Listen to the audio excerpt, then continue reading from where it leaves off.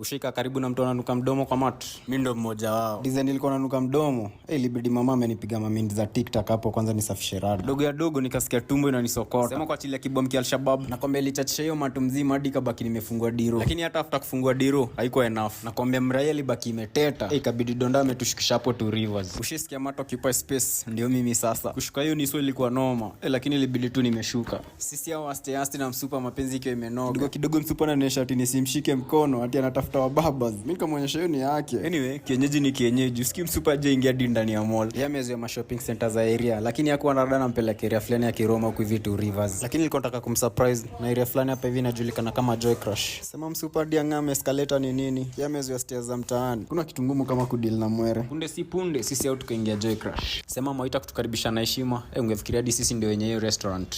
Kufika tuko ndani, kitu ya kwanza msupa na kimiliani hizi games za watu hii. Mimi nashinda rada yake ni gani? Kwani ameamua kwa mtu hii? Hapa ningekuwa na uwezo wa kurudisha mari, ningerudisha. July ibu nilikuwa nimepigwa hapa, wacha tu. Lakini ndo ni feature white, pia mimi niliamua kumjoin. Si hata nyinyi mnajua love is blind na watu wakipendana huanza kufanana. Hizo games zilikuwa zina donjo. Design ingekuwa wewe hadi ungekataa. Unajua hadi wewe una die love like this kama ile hapa Telo na D. Hapa sasa nilikuwa na swali moja. Kasi tunacheza hivi na watoto wetu je, tutakuwa nasikia urau wala bin ghafla sisi au tukaamua kupigwa mamboto. Nakwambia hapa mapozi zilikuwa zile za kapedo, yani deadly, lakini mama hapa alikuwa na mapozi zake deadly, singekataa. Hapo mtu wangu nakwambia mambo ni teke stima, unapigwa mboto inapigwa editing unatumia hapo. After kupiga mamboto Mika gentleman kwanza nikaamua kusongeshia mama kiti, riba zikaanza tena kinyeshenye yake imecharara diko na dandruff, so alikuwa na deni mpige doza maintenance. Then a blink of an eye wito kaka mna menu Mika makaoni kama kuongeza kila kitu kwa hiyo menu. Riba zikiendelea kiroma zikaanza kukama.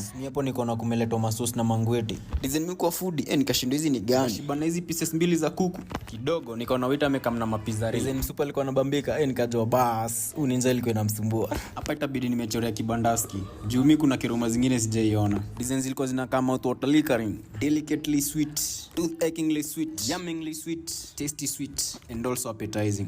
Design super alikuwa ameshikwa na buto, alikuwa anashindwa kai zote inaweza maliza. Lakini mimi ni nani? Nilimwonyesha nyinyi tulia. Anyway, niliamua kukula kiuposh. Lakini design hizi ma chopsticks ziko zimenilemea, nikachorea. Hapa zoni nilitangwa jenga mwili haribu jina. Sipa kiwa mengangana hapo na hizo chopsticks kukula tu spaghetti. Mimi nilikuwa na rarua kiu veteran. Yaki wa round 1, mimi nilikuwa round 2. Kipambana na maisha chopsticks, mimi nilikuwa nangangana na maisha drumsticks. Nakwambia hiyo ngote ilikuwa imeweza mba. Hizi nilikuwa ameshtuka. Kama nakula hivi na bado tujamariana na tukioana, si nitakula hadi vyombo. Nikamwonyesha tulia, ndo tumeanza safari. Hapa msupa alikuwa zile za hata si red flags. Hizi ni black flags. Hizo pizza nilikuwa nakula pieces moja, lakini sasa nikaamua kuzishikanisha zote. Back bandika back bandua. Kufumbua kapiza kalikuwa kamelandi. Hadi mama